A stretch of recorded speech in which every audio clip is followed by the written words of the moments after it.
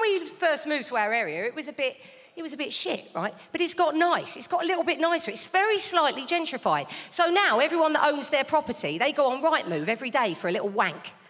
Like, ooh, let's have a little look at what our house is worth. Let's think of somewhere cheaper and put it in and see what we can get for it.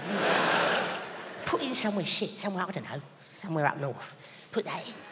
And then you're like, fucking hell, we could own Hull.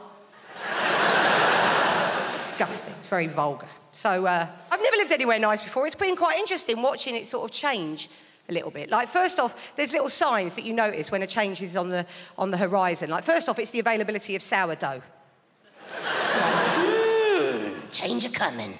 And then it's the pub. It's always the pub. You've got to keep an eye on the pub. The pub changes. Like our old pub, it was a sort of working class pub. Old blokes in there, smoking roll-ups, buying and selling the odd gun, watching Sky Sports, right? But they've all had to go now. They've all been kicked out and the pub's been done up. It's all shabby chic. It's all been done a bit retro. And now, you know, there's like pictures on the wall, old Polaroid photographs of working class blokes smoking roll-ups, buying and selling guns, watching Sky Sports. And you can eat there. You can get food in the pub now. You can get a rustic frittata on a distressed camping plate. Or like pizza off a bin lid. It's great.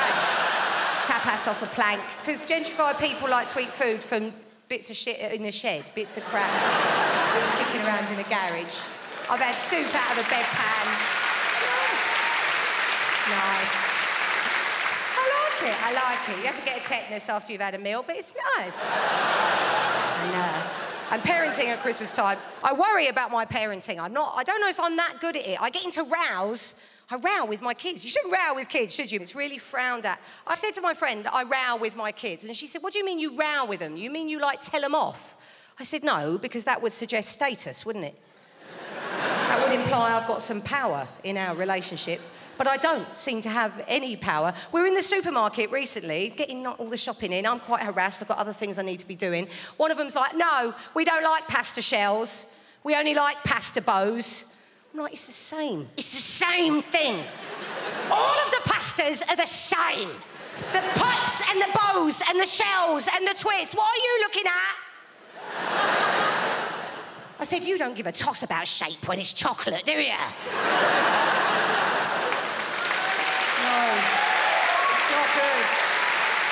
No, because there's no glory in winning a row with a child. Like, if you win a row with your mate, you then tell your other mate, don't you? And then you're like, and then I said, right? And then I said, you don't give a shit about shape when it's chocolate, do ya? And I said it to her face. It's like, oh, well done with your 6-year-old kid. Well done, Kel. And my son loves to play Snap. He loves to play Dinosaur Snap. And he hates to lose, because kids do, don't they? Kids hate losing games. You won't meet a kid that loses a game that's like, no, it's fine, best of 5, let's just go again.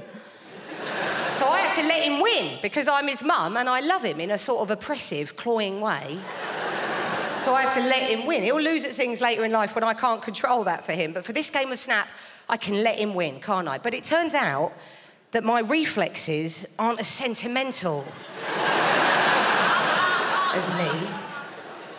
So a diplodocus goes down, and then another diplodocus, and before I quite know what's happening, I'm like, snap, snap,